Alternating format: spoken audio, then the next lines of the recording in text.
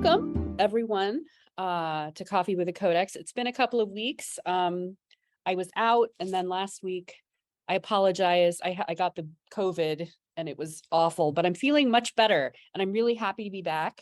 And I'm happy to be back with this manuscript. I was actually surprised to discover that we haven't looked at this one before, because it's actually one that we bring out a lot for a lot of reasons that I'll tell you about. First, let me introduce myself in case you're new and you haven't been here before. My name is Dot Porter, and I am a curator in the Kislak Center for Special Collections, Rare Books and Manuscripts at the University of Pennsylvania Libraries. I split my time with the Schoenberg Institute for Manuscript Studies, or SIMS. SIMS is a research and development group within the Kislak Center that focuses on manuscript studies, kind of broadly defined, pre-modern manuscripts, Western and non-Western manuscripts, although my expertise is in Western manuscripts, so that's mostly what we look at during this time. Although sometimes we bring in guest hosts who look at other kinds of manuscripts, which is always great. And we also do a lot of digital work. So all of our manuscripts, pretty much all of our manuscripts are digitized unless there are conservation reasons not to. But I like to do Coffee with a Codex. This is a weekly open Zoom meeting where I take a book off the shelf and we look at it for about half an hour. And I like to do this because it's fun to look at books. And when you look at digitized manuscripts, it gives you an idea of what books are like. And I like to look at what books are kind of really like. So that's why I like to do the video. So today we are looking at LJS 184. LJS means it's in the Schoenberg collection. The Schoenberg collection was originally collected by Lawrence Schoenberg, Larry J. Schoenberg, and when he gifted his manuscripts to the library, we maintained the numbering. So that's why this is LJS instead of MS Codex, which is what most of our manuscripts are. This is a 13th century copy of Isidore of Seville's Etymologies, and I'm going to talk a little bit later about the text, but for now I want to take a quick look at the book. You can see it's pretty big. It's pretty big and hefty. It has wooden boards. These are the original boards, and I was really interested to discover that although there's been work done on it, so you can see this piece of paper is modern, and the leather that's on the spine is modern. It's been, we call this rebacking. So it's been rebacked with this pretty recently in 1990. The manuscript has actually never been disbound from the time that it was made. So this is the original binding, the original sewing, I think. That is the thread that, let me see if I can find one. So this thread that's down the center of the quires being the what we have is sheets of parchment that have been folded and then sewn together to make the text block.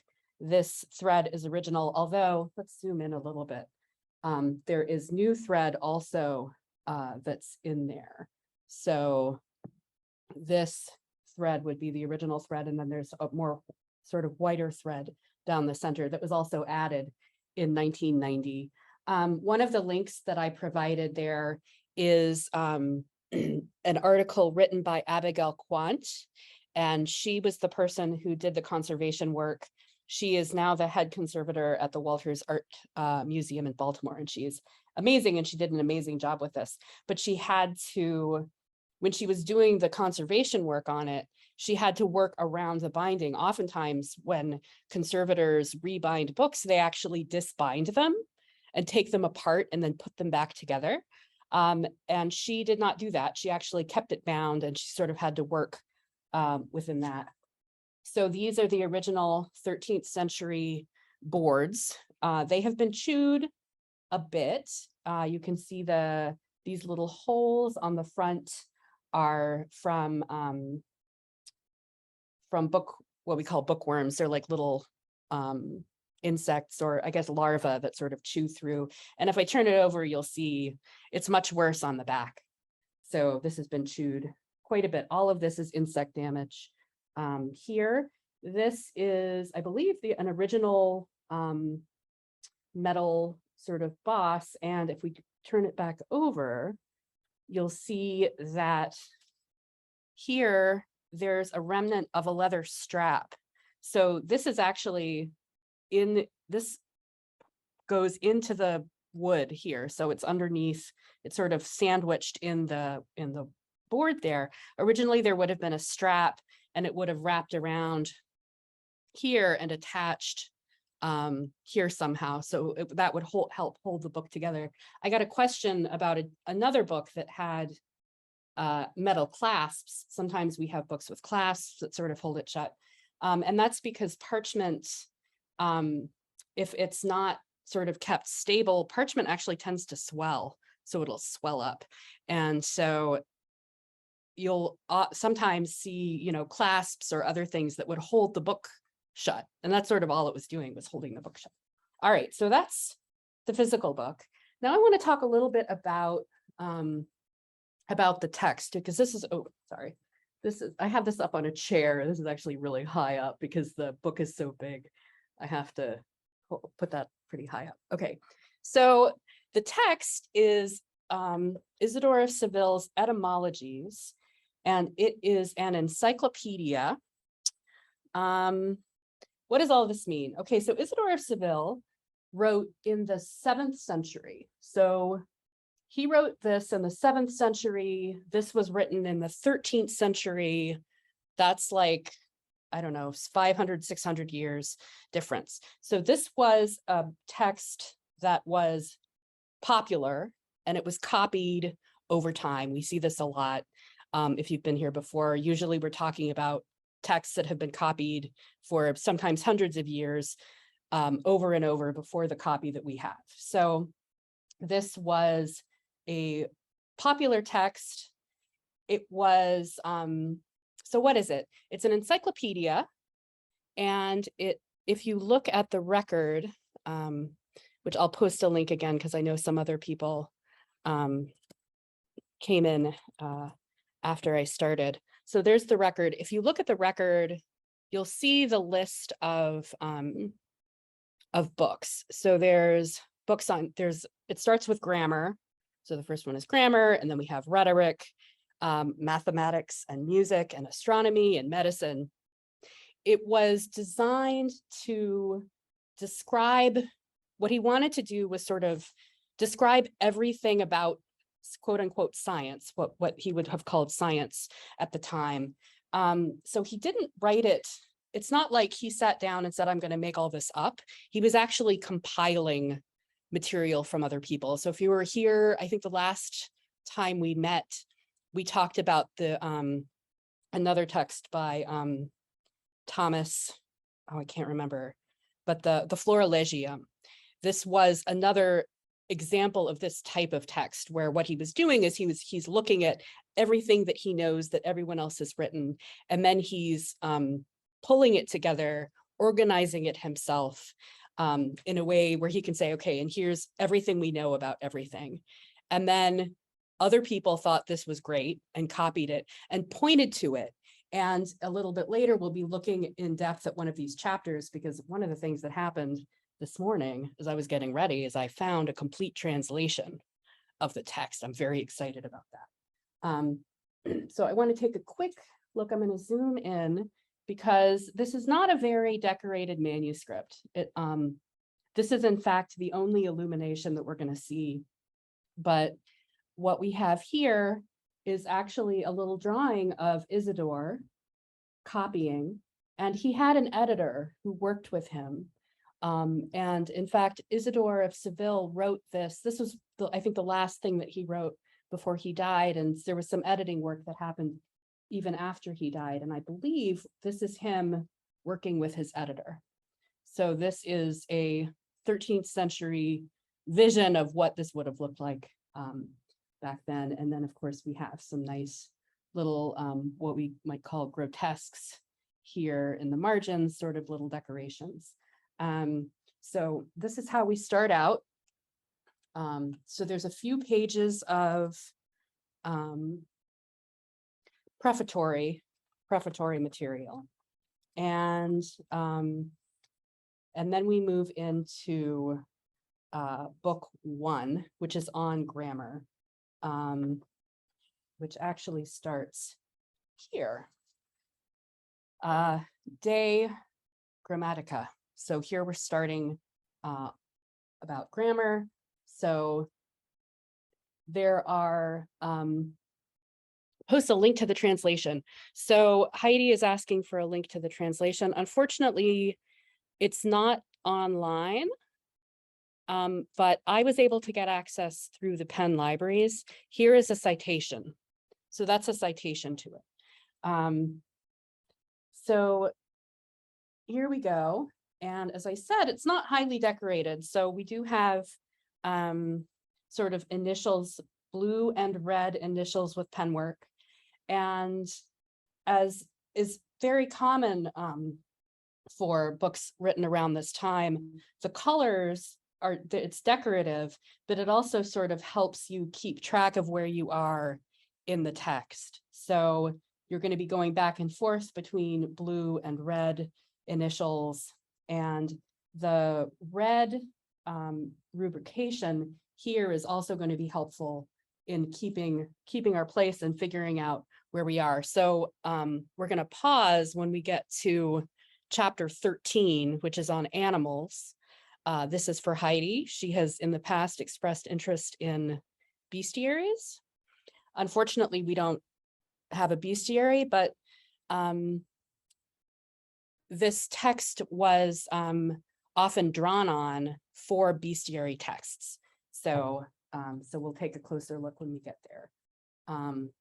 Another way that the people who would have been using this book would have kept track of where they were is that once you get past the first quire, we get numbers, chapter numbers at the top. So here we are, we have ended, this is the end of quire 1, and there's a catchword here. A catchword is, it's another way to sort of, it was actually used for the people who were doing the binding. So you would write out the quires separately and add a catchword at the end. It's the first word of the next, top of the next page. So you know that the pages are in order. And here we have chapter 1. So now we know we're in chapter 1. And chapter 1 is, of course, grammar. And let's see. This is sort of interesting. Chapter 2 starts here. What is chapter 2? Let me take a quick look. Oh, Yinlu, thank you. Has pasted in a link to the Latin text. So thank you for that. Chapter 2 is Rhetorica et Dialectica. Where does that start?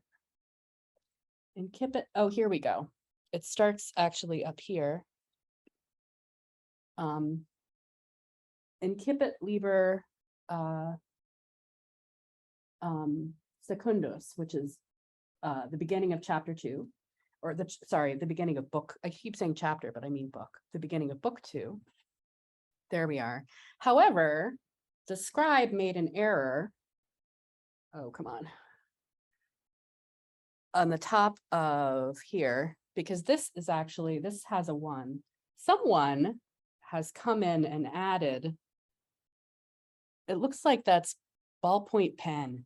It looks like someone has added another 1 there. So we know that we are in book 2 now. And here is, the L here stands for Liber. So we're saying Liber 2. And so as we go through, we'll see that L, we'll always have L on the left and then whatever the number is on the right. Tane is asking about the annotation at the top of the page. And I think you are, I think you might be talking about this. So I'm going to zoom in. That's not an annotation. This is one of the reminders that we are in a manuscript that's made of parchment. So this is actually,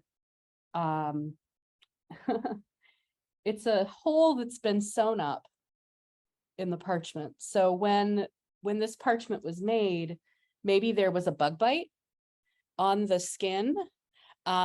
And it was actually when it was, so the way parchment's made is it's skin that's sort of stretched on these frames. And the person who makes the parchment will actually sew up little holes to keep them from stretching. And then when it's done, often, usually they take the thread out, or the thread comes out, and then you're sort of left with sort of a scar almost.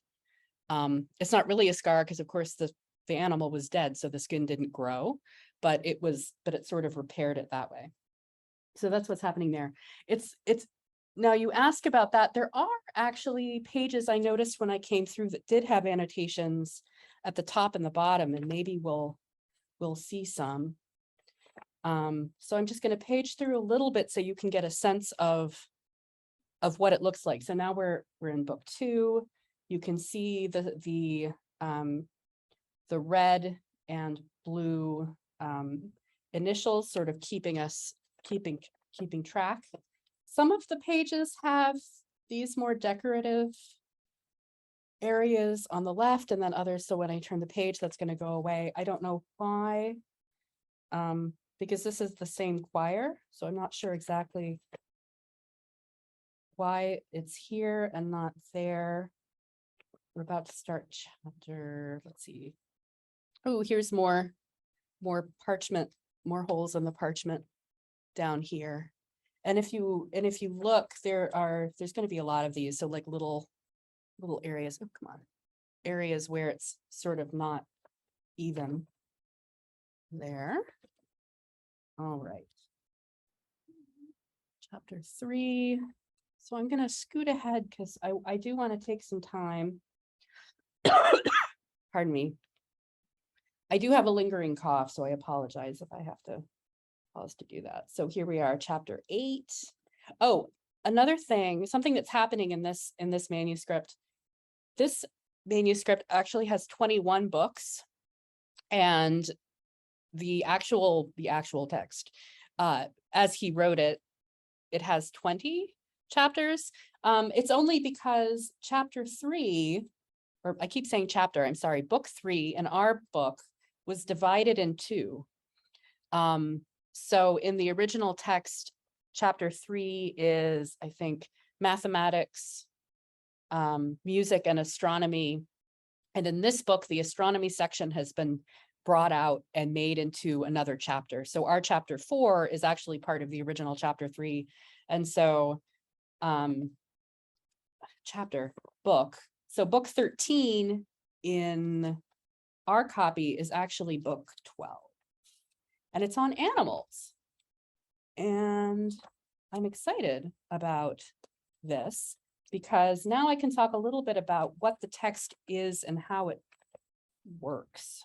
So 12, 13, here we go. So here we have explicit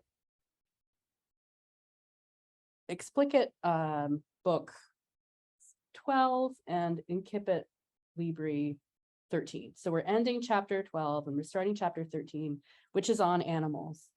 And there are 3 main sections. Let's see, what are these? Something, beasts, and something else. All right. And now I'm going to turn to my translation because I want to read a little bit. Because although he goes through and he names the animals and he says, okay, here's an animal and here's what it's like. But his purpose was to describe using the meaning of the word. Like the things that we call things are very important to Isidore. And so he even starts out when he's talking here, the introduction, livestock and beasts of burden.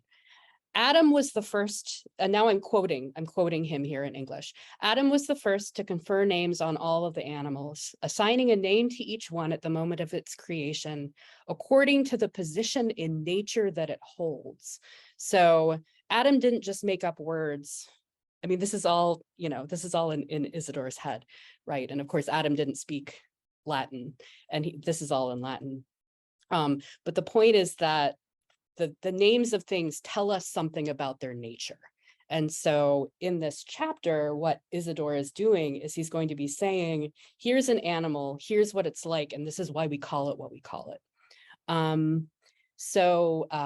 Moving a little bit forward, in Latin, they are called animals, or animate, that is animal in Latin, or animate beings, animans, because they are animated, animare, by life and moved by spirit. So we call the things an animal because it's moved by spirit.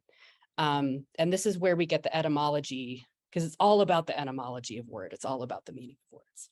And then he's going to go on and talk about some animals. So let's see. Camille, let's see, I think that's a camel. Let's see what we can find here. We call any animal that lacks human language and form livestock. So here's where this red lettering is important, because each one of these here out on the margin is showing where there's a different animal, and then also in here. So this is actually really helpful to me trying to figure out what he's talking about where. So oops. So now I'm on the translation. Let's see. Ovis. Let me, I'm gonna zoom in a little bit on that if I can. Ovis. A sheep, ovis, is a mild livestock animal with wool, a defenseless body, and a peaceful temperament, and it is so called from sacrifice, oblatio, because at first the ancient offered not bulls but sheep in sacrifice. So he's actually arguing, I don't think there's actually any relationship between the word ovis and the word oblatio, but he's making this argument that we call it that because it was a sacrifice. Let's see what else I think there's a Leo. I keep seeing Leo a little bit later on. Let's see if we can find Leo. So here's Leo here. Ooh, and there's also tigris. So we have tiger and Leo, which is lion, and elephantum here. So let me see if I can find these. Let me see. Leo. All right, here's Leo.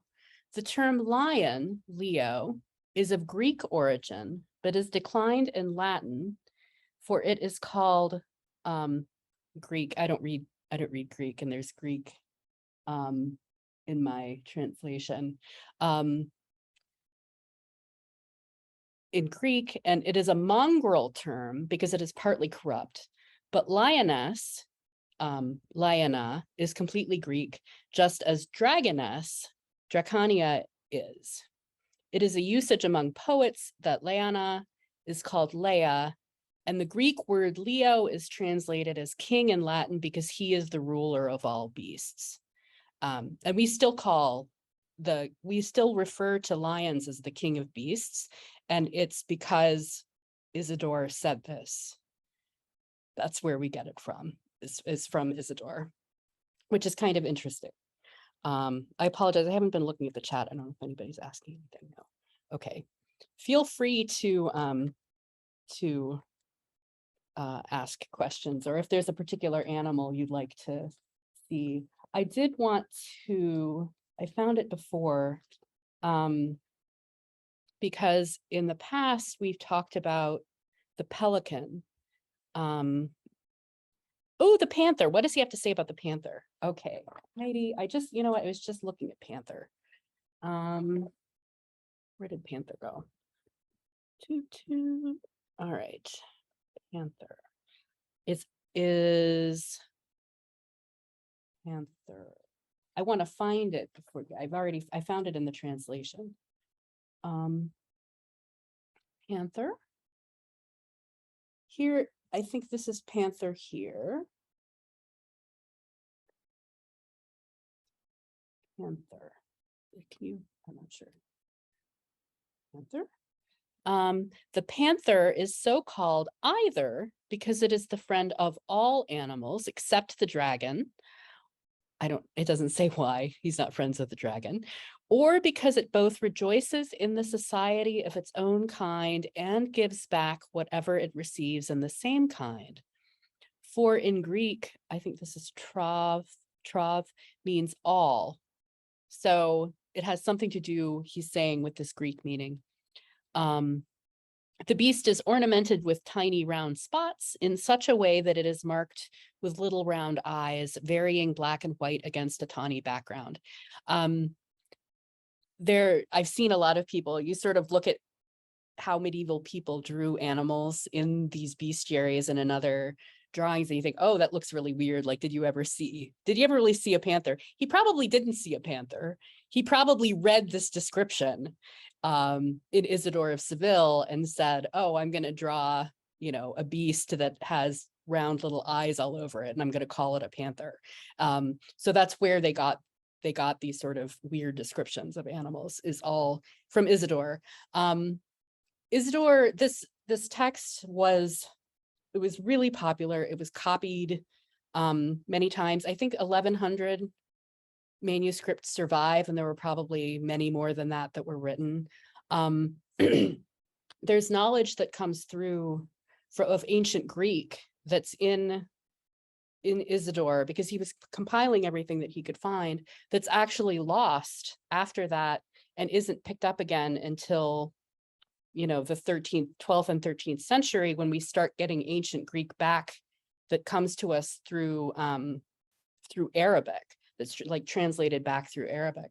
So for the first part of sort of the early Middle Ages, a lot of what was known was sort of known because Isidore compiled it, which is sort of interesting to think about. Like, the influence of this text was pretty amazing. And the last thing I'm going to say, because it is about time to end, is that sorry, I didn't realize that was crooked. This copy is one of maybe 2 manuscripts that survive that were written in Spain. I don't think I said that before, but this was written in Spain. And this is important because, of course, Isidore was from Spain. Isidore of Seville, he was from Spain. He wrote it in Spain. And then it went out, and you had copies in France and in Italy and in England. And this is one of very few copies that survived that were from Spain. So that's pretty interesting. Oh, Kim wants to know about wolves. I'll take a quick look and see about wolves. Wolves. Let's see. Come on. Oh, interesting. So the Lynx, is so called because it is reckoned among the wolves, which is lupus in kind. Again, that's probably not actually how those words work, but it's interesting that he makes that connection. Okay, here we go. Wolf, which is probably somewhere in here. Wolf, lupus, comes into our language derived from Greek, for they call wolves, again, there's more, I think this Lukos is named in Greek from its behavior, because it slaughters whatever it finds in a frenzy of violence. And the editor is guessing it's from the Greek word for rage. Others say wolves are named as if the word were leopos, because their strength, just like the lions, Leo, is in their paws, pes. So he's saying it could also be from leo, pes, lion's paw is like the wolf. So that's what he has to say. Part of what there's more to it, but that's what he says about the wolf there. And Bran had a question. Do we know what order these are in? They're in alphabetical order. They're not in alphabetical order. No. I don't know about ordering. I'm sure there's an answer to that. But I don't know. And I'll also say that the order that's in this copy is a little bit different, I was noticing, from the order of the translation, which probably means that there's sort of an accepted order, but not every copy is going to be in the same order. And how that's determined, I don't know, but that's a really good question. Yin Lu has put in another link for yes, the bestiary.ca is a great website. So we're a little over, but thank you so much. This was really fun. I hope it was fun for you too. This is just a great manuscript and a great text. And I hope you can come again next week. Nick will be here, and then I'll be back in 2 weeks. So I'm going to close it out now, but thanks again, and we'll see you all later. Bye. LJS 184 has something else very interesting about it that I forgot to mention during Coffee with a Codex, so I'm going to mention it here. The back paste down has writing on it on the side that was pasted down. That is, it was glued to the back of the wooden board. And it was pulled up as part of the conservation work and the text because it was pressed together for so long. The text imprinted itself from the parchment into the wood.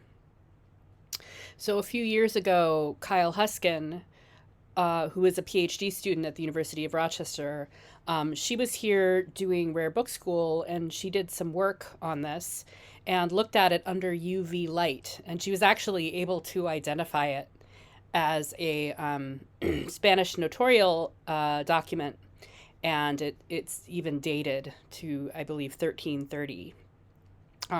So what we're going to do right now is look at the text under this little UV light. So you can see a lot better when it's under UV light than you do under regular light. I'll show it under regular light in a minute.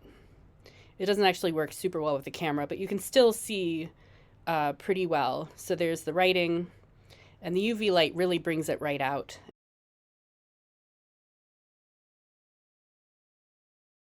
And then we look to the other side, and here's the parchment under the UV light.